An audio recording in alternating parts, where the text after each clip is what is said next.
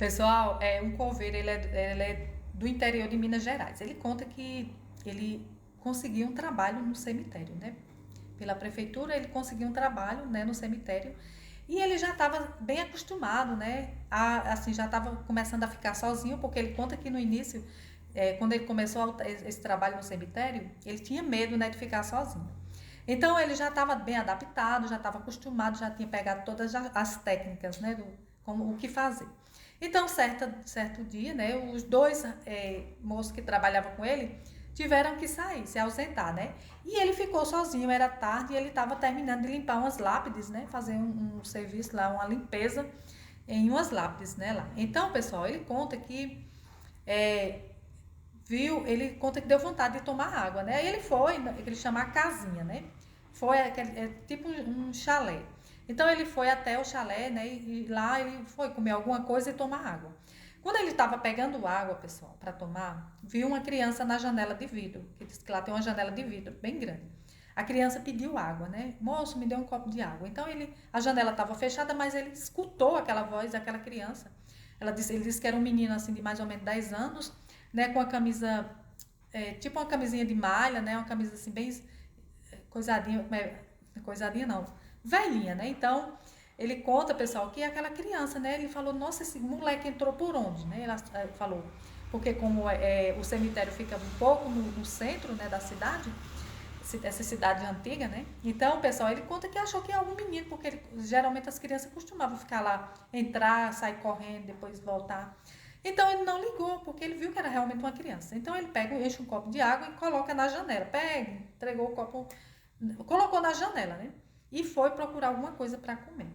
Passou-se, pessoal, o tempo, ele comeu, tomou água, esqueceu que ele tinha deixado o copo de água na janela para o menino. Daí a pouco, pessoal, terminou lá o serviço dele. Quando ele voltou, que foi deixar as ferramentas nesse local, ele vê o copo com água, só que o copo estava metade, pessoal, só tinha metade da água. E ele falou, oxe, o moleque nem tomou a água toda. Passou-se o tempo, né? Guardou as coisas lá. Passou-se o tempo, pessoal, e quando foi um dia, certo dia, né? Ele estava lá trabalhando, limpando, né, os túmulos, quando de repente, pessoal, ele se depara com um túmulo, né? E ele viu, pessoal, nitidamente que era aquela imagem daquela criança, aquele menino, era aquela criança que estava na foto do túmulo. E ele olhou e falou, meu Deus, como esse menino parece com aquela criança que me pediu água.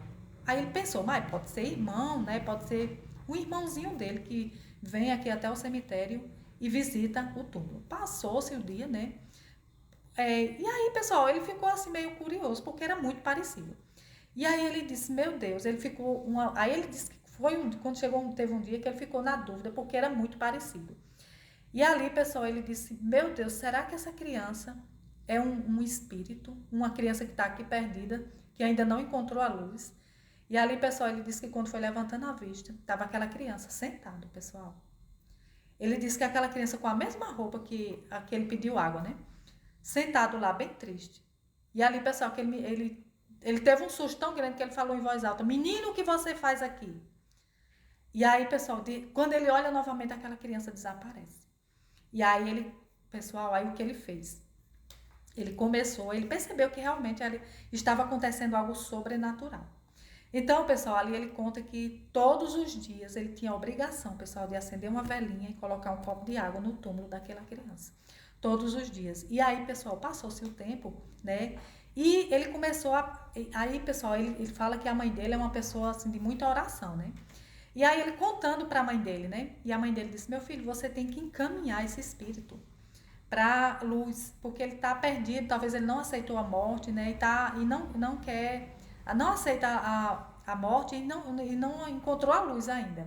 E aí, pessoal, eles vieram, fizeram oração no túmulo, eles acendiam vela, deixavam água, né? Copo de água. E, pessoal, ele conta que pronto, ele desapareceu, essa criança desapareceu, nunca mais veio. Lembrando, pessoal, que o inimigo, ele muitas vezes, ele se passa por uma pessoa para enganar, né? A palavra de Deus diz que quando nós morremos, o nosso espírito volta para Deus, né?